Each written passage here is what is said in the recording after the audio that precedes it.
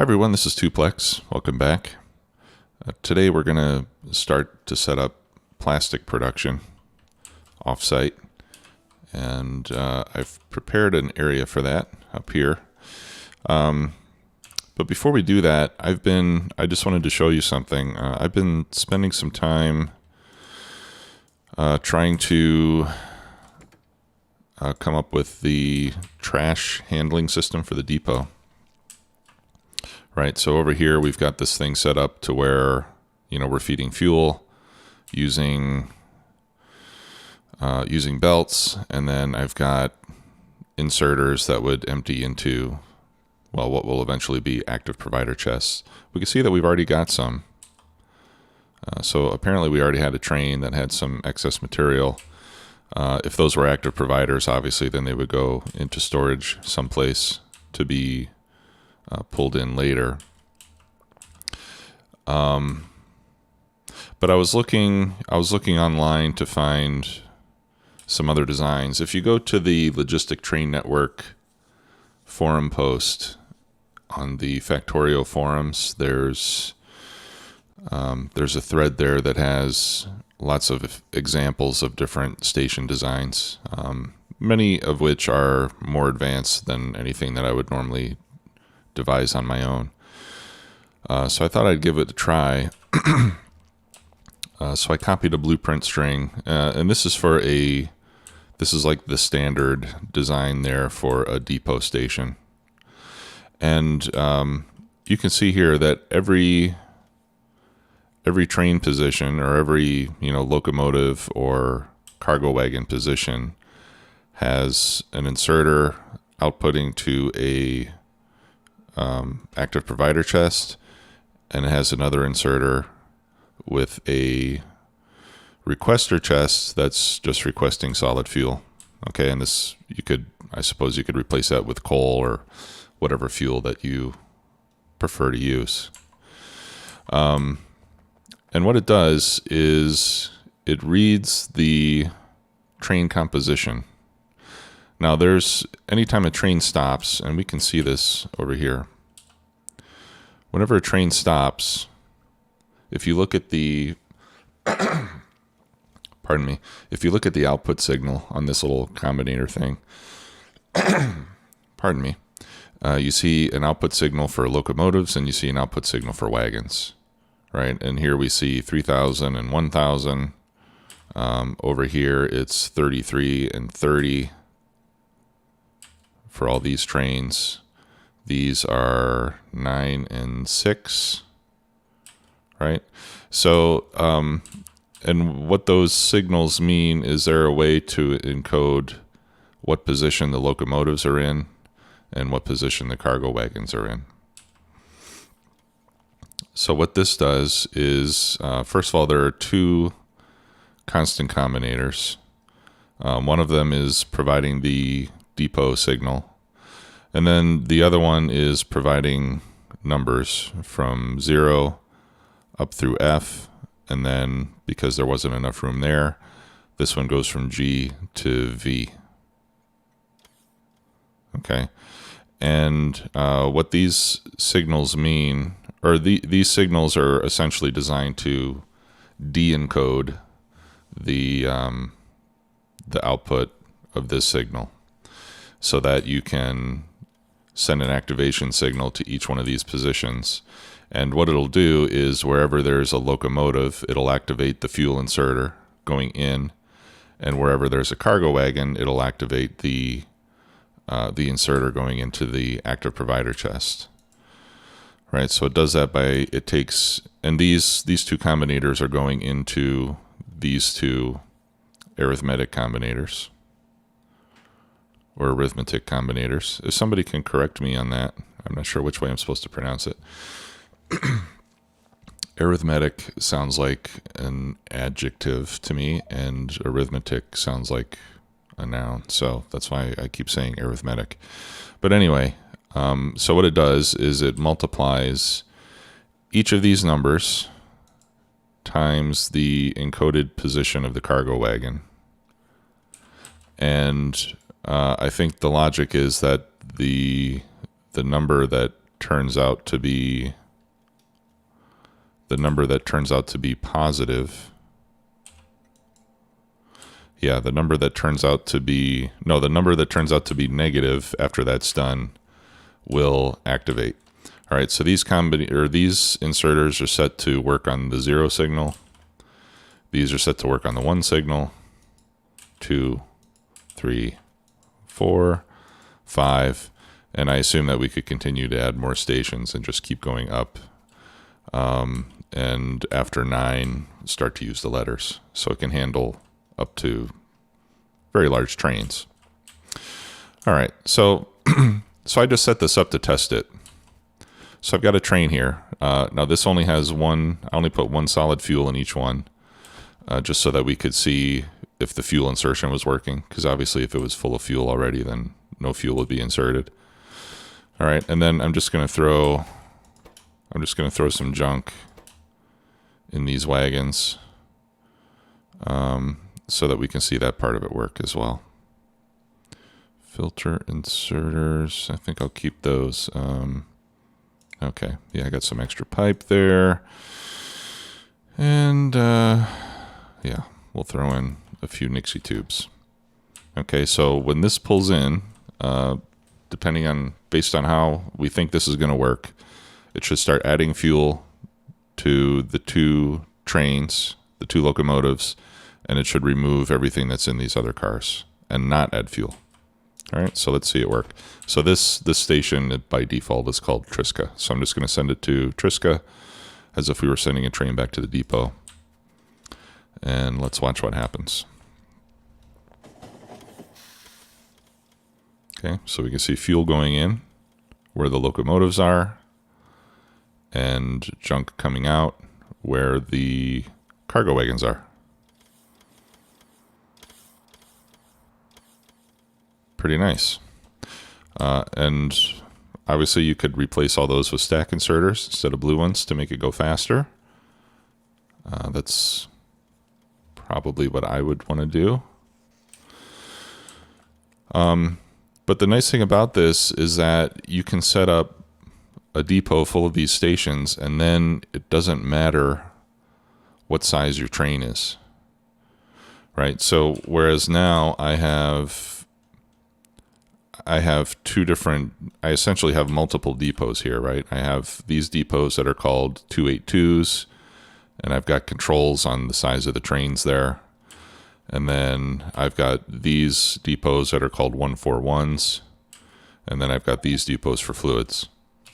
Now this way you would still need a separate depot for fluids, because your fluid wagons are not handled here. This is only working with cargo wagons and with locomotives. So you would still need a separate depot for fluids. But this way you could set up every depot to be exactly the same, and you could send any size train that you want to it, and it would work. So as I have time in between episodes, I'm going to rework my cargo wagon depots to use this system, and I'll replace the blue inserters with stack inserters. And you can see as the train is stopped here that these inserters are still active. You can see the little green light on the ones that are turned on. So that's pretty interesting. If you look at the output signals, it's kind of crazy.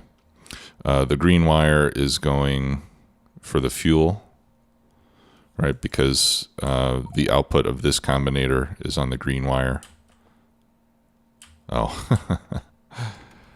I should have put a different network number here. Now this train is trying to go there. So I'm going to have to pick that up. Hopefully it'll reset that order at some point. Anyway, I think that works out pretty well. So I'm going to hang on to that blueprint. I do need to get rid of all this extra solid fuel I've picked up. I'll go ahead and delete that.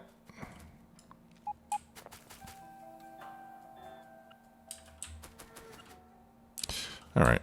And then we'll go work on plastic. Now the other challenge is going to be how to manage the fluid going them back to the depot. Because on those, I was experimenting last night with that, and I was trying to, I set up something to where when these trains pulled in, they would empty into a tank, and then I had 4 pumps connected to the output of the tank, and depending on what type of fluid it was, the pumps were emptying that tank into separate tanks over here where they could be picked up later. The problem I had, though, is that, essentially I had, here, let me get out of map view. I can show you what I did. Essentially I had 4 pumps here, right? And then I had a tank. And then they're connected like this. And then I just hooked up a wire here saying that, if, for example, if oil is greater than 0, then activate this one. This one was, petroleum greater than 0, acid greater than 0, or petroleum gas greater than 0, since those are the 4 fluids that we're going to be moving around by train. And it worked great until we were left with very small quantities, because once it got below 1, once it got below a value of 1 left in the tank, so if there was like 0.6 or 0.4 crude oil left in the tank, that number gets rounded off and the combinator turns off, and then it leaves that oil in the tank. And I think the problem would be is that if another train then came to that station with a different fluid, it would not be able to empty into the tank because the game doesn't allow you to mix fluids. So I need to find some way to keep these pumps active until the tank is actually empty. So until I can do that, I'm not going to be able to take care of those stations. Okay, well, let's go and work on plastics. And I think I'll just take the train, or the plane rather. I don't think I need to bring the whole train. This will be a little bit faster. Yeah. And I came up with a new junction design, which looks a little funky, but I'll explain why I like it anyway. So you might remember that the last time I said that I didn't want to have tracks coming through this copper patch, so I decided to leave this like a 1x2 grid space for these 2 resource patches. I'll probably have to move this north a bit, but in any case, so I decided if I was going to do that, rather than have all this extra track stick in there, let's make a T-junction so that we can leave this side untouched. And I also thought that it would be a great idea if I had a T-junction that I could later convert into a 4-way junction. And that's why it looks like this. Because if I didn't care about that too much, I could just extend this rail straight across, right? And I could probably even extend this rail straight across and just have a typical T-junction. But by doing this, if I'm in a situation later where, say this mine is patched and or let's say this patch is mined out, and if I want to extend the rail over here, all I have to do is come over here, plop down this blueprint, and it will add all the extra track and signals that I need to convert it to a 4-way. So what I did with this is I initially just put down a 4-way intersection, and then I just removed everything that's not needed for it to be a 4-way intersection. That's why you'll see some signals in slightly odd places, like this. And then, obviously to go straight, you have to come out here and then go back in, which is a little odd, but that's why I designed it that way. So that way I'll be able to easily convert it to a 4-way without having to remove anything or remove any of the signals that are already there. It'll just overlay directly on top of it. Okay, so let's start making some plastic. So if I remember correctly, plastic requires coal and petroleum. All right, so we'll start by getting rid of some junk that's in the way.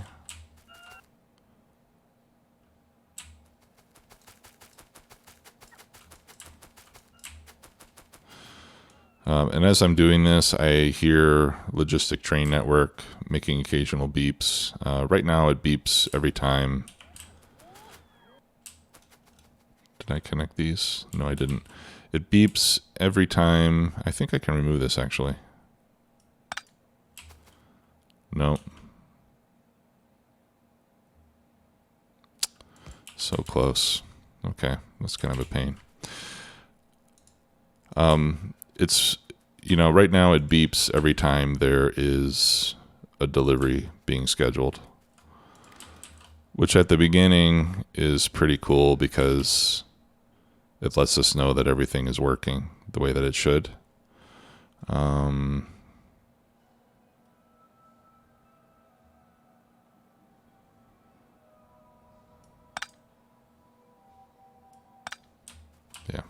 remove those. It lets us know that everything is working the way that it should. But I can tell you from my experience in my Angels series that once the traffic starts picking up, those beeps start to get kind of annoying. So I may turn them off eventually. You can turn them off just by reducing the notification level. Now the problem is that you can't turn off the sound, you can only turn off the notification. So when I do that, we'll no longer get notifications of deliveries being scheduled. But I would say that we don't really need those anyway, so it's not really a big issue. I would prefer it if we were able to just turn off the sound, still get the text notification, but not get the beep. But as far as I know, there's no way to do that.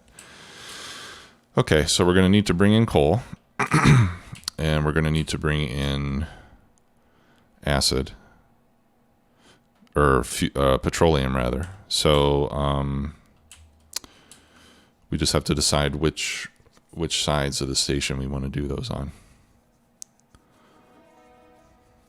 Now the other thought was maybe I can do a two-way station like I've done elsewhere so that the trains don't always have to go around in a loop. And I think I have enough room here to do that. Let's see how it would look if we did that, if we just had 3 stations coming in. Either from different segments, from different sides, or all on the same side. Now to do that, we would need a junction like we have down here,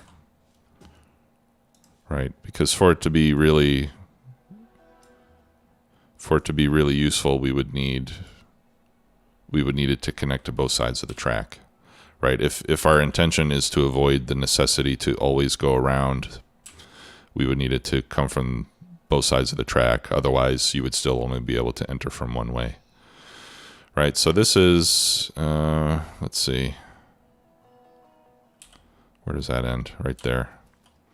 Yeah, so this is, with these junctions, that's pretty much the closest we could put one of these. All right, so what if we had, let's say, petroleum coming in there, or petroleum coming down here. Let's have it come in down here because I like, yeah, right there is the section we can get onto.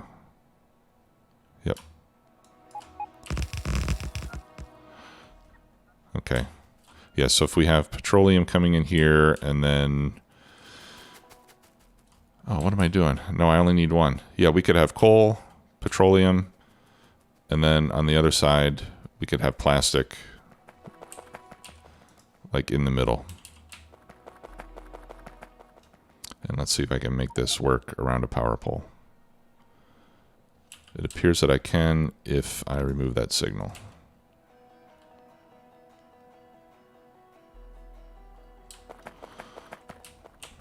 All right, before I do that, let me just try something here. If I put it here instead,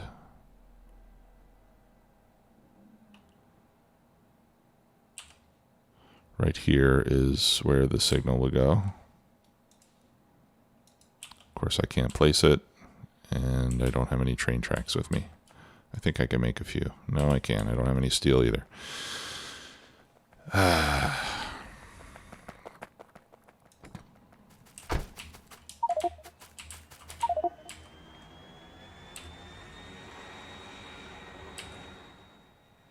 I guess I should have just brought the train. Whenever I try to save time, I end up wasting time. That's something I still haven't learned in the long course of my life so far.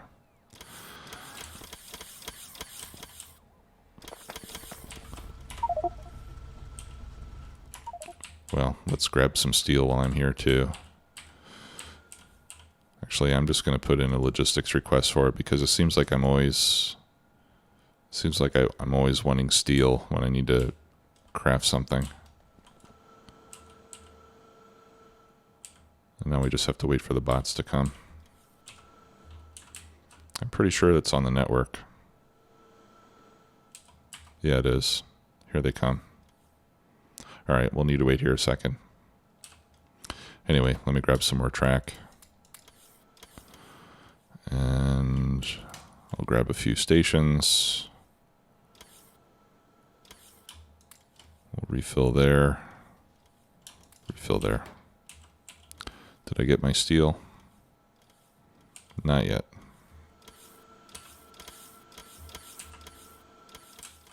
Here they come. Okay. Close enough. All right, let's go.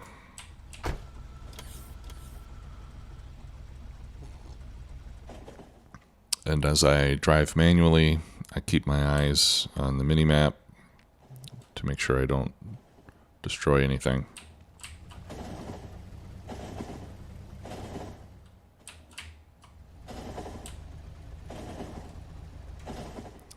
And I'll just turn left here, or right, also known as the other left.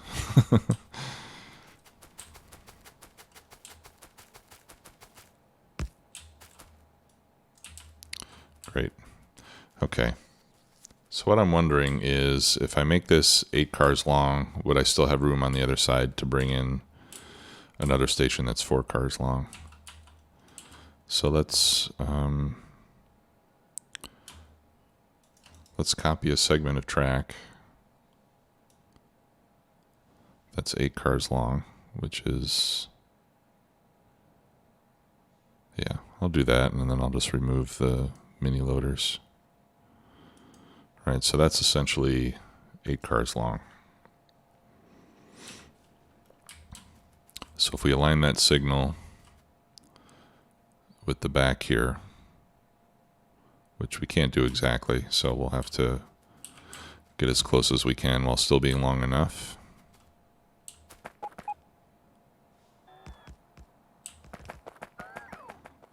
Okay. Yeah, it looks like it might fit. All right, so that's 4, and then let me, actually I want to copy it from the same place. I should store this one somewhere. Yeah, here we go.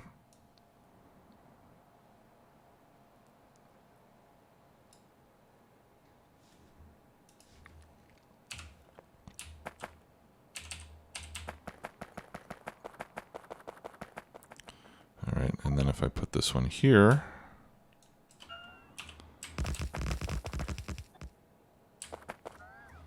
will this be long enough to have 4 cars? And I think it will. Yeah, easily. Actually, this is 1, 2, 3, that's 5. Yeah, so a fluid wagon could come in there. Okay. So this way we can have coal come in here. We can have the petroleum come in here. Do all of our plasticky stuff here, and then have the output down there. Now, let's see. Plastic stacks in 100s. So we need to decide if we want. Yeah, I think we'll just do one. I think we'll do 1-for-1 trains of plastic. I can't imagine that we're going to be. Let me check my calculator here. I just want to see in relation to plates how much plastic we're going to be consuming. You know, so if we assume even science pack productions, like for the 90 science per minute base, we need 1620 plastic per minute versus 13,000 iron plates and 10,000 copper plates. So yeah, so it's only if we consume science packs equally, and I know that we won't, but if we did, and that's kind of how I'm going to design the base, as if we were going to, we would need about 10% as much volume on plastic as we would on trains. So we'll do a 1-for-1 train for the plastic. All right, so that's going to be 6 wagons long. 1, 2, 3, 4, 5. I think right here would be okay.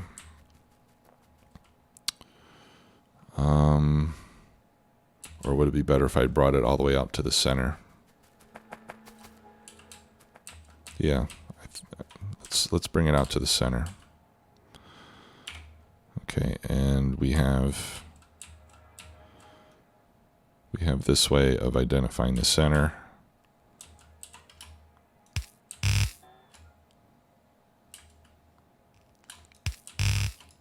By ghosting out some stuff that way.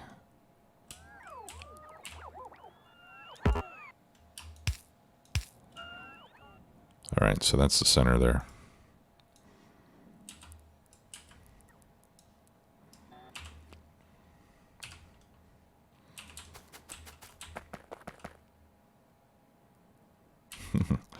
And unfortunately, the center is spanned by 2 pieces of track instead of just 1. But anyway, that's the middle. So if we do 3 cars this way, and then the rest of the cars the other way. Yeah, so right there. That way the cargo wagons will be in the center. So this will be our output. I'm going to leave that there so that we can refer to it. Okay, so we're going to call this, not funning in, we're going to call it plastic 1. Right, and since that's the plastic, I won't add anything else to the name. This is going to be plastic 1 coal. And this is going to be plastic 1 petroleum. Okay. Now for the coal, we are going to use bulk rail unloaders. All right, so that's 2. Yeah, so actually let's just copy another station. I'm going to want it exiting, these all exit on the side that I don't want. Let's see. This exits on the top.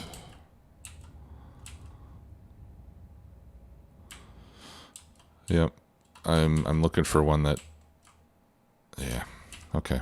Well, I'll have to, I'll just copy this and then I'll get rid of the belts and the mini loaders and the power poles and the lights. And I'm doing that because I'm going to need it. I want to, No, actually, that would be right, wouldn't it? Yeah, because I want it to exit downward. Okay, yeah, I can do that. So let me, and actually I can even include the Nixie tubes in this, since I'm going to rotate 180 degrees. All right, get rid of that.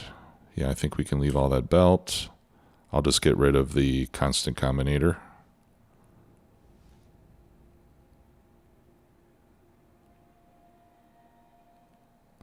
And then I'll have to get rid of the train cars.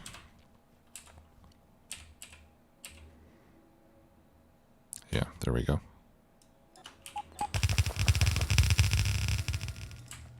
Oh, and actually, let me get rid of the rail.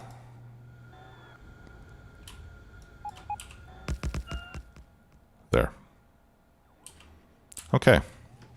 So, time's up. We'll continue this next time. Thanks a lot for watching. I'll see you soon. Bye-bye.